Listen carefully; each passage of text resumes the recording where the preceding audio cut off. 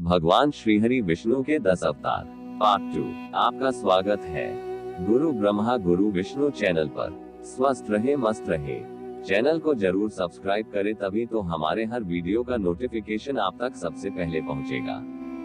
वामन अवतार। वामन अवतार में भगवान विष्णु बटुक ब्राह्मण के रूप में धरती पर आए थे। इस अवतार में उन्होंने प्रहलाद के पौत्र राजा बलि से दान में 3 पद धरती मांगी और 3 कदम में अपने पैर से 3 लोक नापकर बलि का घमंड तोड़ दिया।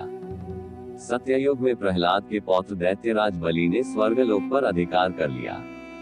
सभी देवता इस विपत्ति से बचने के लिए भगवान विष्णु के पास गए।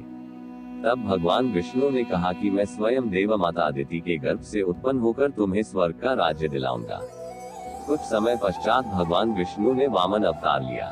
एक बार जब राजा बलि महान यज्ञ कर रहा था, तब भगवान वामन बलि की यज्ञशाला में गए और राजा बलि से 3 पग धरती दान में मांगी। राजा बलि के गुरु शुक्राचार्य भगवान की लीला समझ गए और उन्होंने बलि को दान देने से मना कर दिया। लेकिन बलि ने फिर भी भगवान वामन को 3 पग धरती दान देने का संकल्प ले लिया। भगवान वामन ने विशाल रूप धारण कर एक पग में धरती और दूसरे पग में स्वर्गलोक नाप लिया। जब तीसरा पग रखने के लिए कोई स्थान नहीं बचा, तो बलि ने भगवान वामन को अपने सिर पर पग रखने को कहा। बलि के सिर पर पग रखने से वह सुतलोक पहुंच गया। बलि की दानवीरता देखकर भगवान ने उसे सुतलोक का स्वामी भी बना दिया। इस तरह भगवान वामन ने देवताओं की सहायता कर उन्हें स्वर्ग पुनः लौटाया। परशुराम अवतार। भगवान विष्णु शिव भक्त परशुराम के अवतार में भी प्रकट हुए। इस अवतार में उन्होंने राजा प्रसेनजित की पुत्री रेणुका और भृगुवंशीय जमदग्नि के पुत्र बनकर जन्म लिया।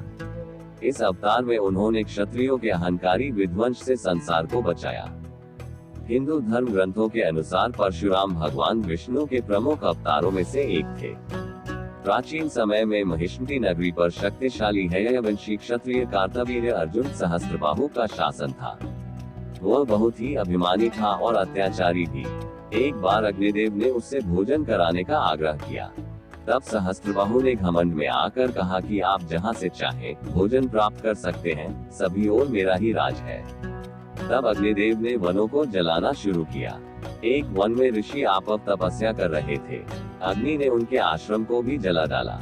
इससे क्रोधित होकर ऋषि ने सहस्त्रबाहु को श्राप दिया कि भगवान विष्णु परशुराम के रूप में जन्म लेंगे और न सिर्फ सहस्त्रबाहु का नहीं बल्कि समस्त क्षत्रियों का सर्वनाश करेंगे। इस प्रकार भगवान विष्णु ने भार्गव कुल में महर्षि जमदग्नि के 5वें पुत्र के रूप में जन्म लिया। श्री राम अवतार। त्रेता युग में भगवान विष्णु ने श्री राम अवतार में जन्म लिया। वे अयोध्या के राजा दशरथ और रानी कौशल्या के पुत्र थे। इस अवतार में राम जी ने रावण के आतंक और पाप से संसार को मुक्त कराया। त्रेतायुग में राक्षस राज रावण का बहुत आतंक था। उससे देवता भी डरते थे। उसके वध के लिए भगवान विष्णु ने राजा दशरथ के यहाँ माता कौशल्या के गर्भ से पुत्र रूप में जन्म लिया।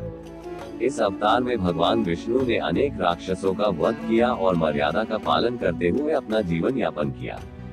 पिता के कहने पर वनवास गए। वनवास भोगते समय राक्षस राज रावण उनकी पत्नी सीता का हरण कर ले गया। सीता की खोज में भगवान लंका पहुँचे। वहां भगवान श्री राम और रावण का घोर युद्ध हुआ और जिसमें रावण मारा गया। इस प्रकार भगवान विष्णु ने राम अवतार लेकर देवताओं को भय मुक्त कराया। श्री कृष्ण। द्वापर युग में कृष्ण अवतार में भगवान विष्णु का जन्म हुआ था। इस अवतार में उन्होंने अधर्म को समाप्त कर धर्म की पुनः स्थापना के लिए महाभारत के धर्मयुद्ध में अर्जुन के सारथी बने। द्वापर युग में भगवान विष्णु ने श्री कृष्ण अवतार लेकर अधर्मियों का नाश किया। भगवान श्री कृष्ण का जन्म कारागार में हुआ था। इनके पिता का नाम वसुदेव और माता का नाम देवकी था। भगवान श्री कृष्ण ने इस अवतार में अनेक चमत्कार किए और दुष्टों का सर्वनाश किया। कंस का वध भी भगवान श्री कृष्ण ने ही किया। महाभारत के युद्ध में अर्जुन के सारथी बने और दुनिया को गीता का ज्ञान दिया। धर्मराज युधिष्ठिर को राजा बनाकर धर्म की स्थापना की। भगवान विष्णु का ये अवतार सभी अवतारों में सबसे श्रेष्ठ माना जाता है। बुद्ध गौतम अवतार। विष्णु जी के दशावतारों में एक अवतार महात्मा गौतम बुद्ध भी है। इनका नाम सिद्धार्थ था। इन्हें बौद्ध धर्म का संस्थापक माना जाता है। धर्म ग्रंथों के अनुसार बौद्ध धर्म के प्रवर्तक गौतम बुद्ध भी भगवान विष्णु के ही अवतार थे, परंतु पुराणों में वर्णित भगवान बुद्धदेव का जन्म गया के समीप कीकेट में हुआ बताया गया है। और उनके पिता का नाम अर्जुन बताया गया है। ये प्रसंग पुराण वर्णित बुद्ध अवतार का ही है। एक समय दैत्यों की शक्ति बहुत बढ़ गई। देवता भी उनके भय से भागने लगे। राज्य की कामना से दैत्यों ने देवराज इंद्र से पूछा कि हमारा साम्राज्य स्थिर रहे, इसका उपाय क्या है। तब इंद्र ने शुद्ध भाव से बताया कि सुस्थिर शासन के लिए यज्ञ एवं वेद विहित आचरण आवश्यक है।